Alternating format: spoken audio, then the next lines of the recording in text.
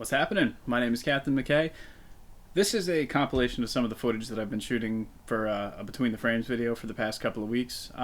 Just kind of decided to put it up because I've been putting a lot of energy and effort into editing my X-Men stuff lately, so that's probably why you haven't seen much video content for me. I'm always good with providing excuses. But finally, I decided to put this stuff up. Now, if you stay till the end of the video, I'm going to show some of the footage that I've shot so far for X-Men Brotherhood. It's going to be between episode 2.5 and 3, I'm not sure, because I'm kind of working on them both at the same time.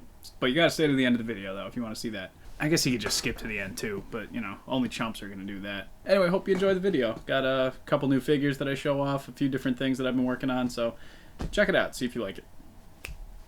Package! The term package, copyright Book Nice, Articulated Comic Book Art, Incorporated, all rights reserved. But, hey, I had to say it, right? Alright, we got Bishop, the NECA Aliens figure. Been had my eye on this guy for a little while. I've got a project in mind, and I think he'll do nicely as, well, I guess you'll see when it's made. But figure looks nice. Most people probably, with any interest in this figure, probably have him already because he's been all over the place for a couple of months now. Same with, I'll put him next to the Queen. Why not? She ripped him in half in the movie. She'll rip him out of the package now. That's the McFarlane Queen, by the way, not the NECA one. And that's a blue Predator fighting him. I forget what Predator that is, but these are my roommates anyway. And then my other figure that I got in there was the new Hulk. I guess he's not really that new at this point. It's the Thanos wave. He's been out for like a month or two now. Probably two. But looks like there's a little bit of paint. I don't know. It's tough to tell with the glare, but we'll get a closer look at this guy. But I needed an updated Hulk. I have the face-off one, and then I have the Marvel Legends Series 1 version. And they're both good figures, don't get me wrong, but I mean, with the Marvel Legends 1 figure, his legs don't articulate very well, and then the face-off one, his upper body, like his elbows and his torso, don't have much articulation. Great sculpt, but just you can't do a lot of posing with him. And if I want to do any kind of animating with the Hulk, I'd like to have him be able to move. Also, the fists, you know, Hulk smashes things, so it's nice to have that option. But I'll get a good look at this guy when I open him up. Y'all need beers? I can go for another. Yes. They're playing Dive Kick. This is Boss. You know Mountain Man, but this is Boss Man, another buddy of ours from. Oh, that was cheap shit. Come on. Oh, I jumped by accident and then I thought, all right. They're learning Dive Kick. Ooh. All right, now that I understand, we're gonna run this back though. Yeah, we're gonna run it back though, right? Wait, how'd you just kick me first? That's bold. Disqualified! Alright, a couple things. Albany Comic Con was earlier today. Pick up this Captain America from the 3-pack. I think this is the 3-pack version. $10 loose.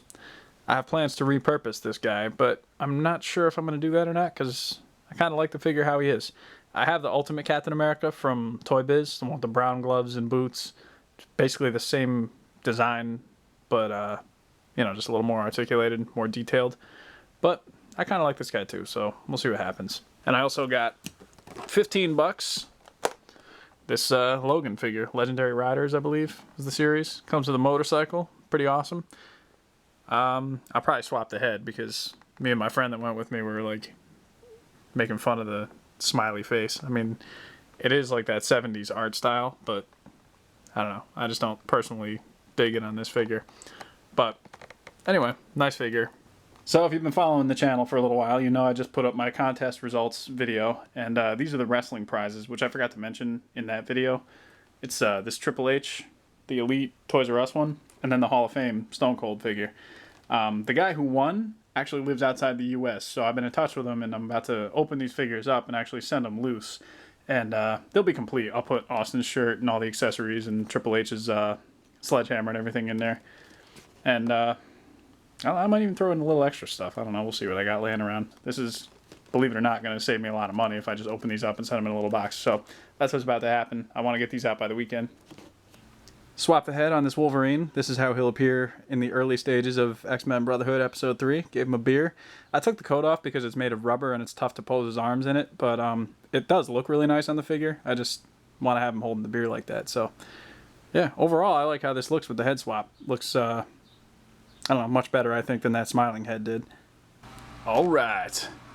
Gigan has arrived in the mail today. I ordered this a couple weeks ago off Amazon. It was, I forget who the seller was, but they were selling it for like $59 or something like that, which Gigan is usually like a $95 figure, I think. I don't know, somewhere between 90 and 95. But just came in today from Japan. Looking nice. Get this guy open. So yeah, overall I'm happy with my $60 investment in Gigan, or $59 or whatever I paid for a $95 figure. It's surprisingly more articulated than I thought it was going to be. I mean, Monster Arts always are, but you would expect with like big, bulky kind of dimensions like Gigan has to get in the way, but it really doesn't. The only thing is like these spike parts on his back, they're all made of hard plastic, so I'll just watch those because they might be pretty easy to break. They feel a little brittle. And same goes for his buzzsaw on his chest. It does have a little bit of give. Like you can see it pulls out a little bit. I don't know if you can tell from this angle. It pulls out a little bit. That way you can bend the ab joint forward a little bit and not have it break the buzzsaw piece in half or whatever. I don't think he can close his mouth though, which is the only downside to this figure because he's got those big teeth in there. And he kind of looks like, what's that movie with Steve Zahn where they had in the trailer the shark swam by and he was like, oh, kind of reminds me of that. Somebody tell me what the name of that movie is because it's going to be driving me crazy. Just looking at some of his alternate accessories. This is the extra neck piece because if I remember Godzilla Final Wars, he gets his head blown off or something and then they repair him for the end of the movie. And I believe this is what that's supposed to represent because you take this off and you put it on the figure, and you also get these extra like pincer things too that are like serrated, and that's to represent how he looked in the end of the movie. Then you also get the alternate hands, which are little buzz saws, which I don't know, it's kind of cool, but I prefer the look of just the standard Gigan.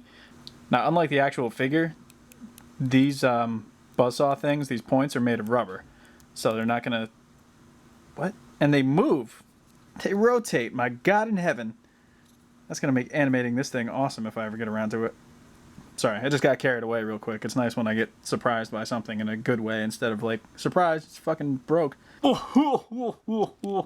Thanks for watching all the way through till the end. As promised, here's a look at X-Men Brotherhood. Episode, we'll call it 3, but some of the stuff you see might be in episode 2.5, which hopefully will be coming out pretty shortly. So 2.5 is going to be a short video, but episode 3 is already looking like it's going to be pretty long. And if you remember episode 2, that was like 14 minutes long. So if you've got that much time to sit around and watch stop motion animation, you won't be disappointed. All right, take care. Catch up with you later.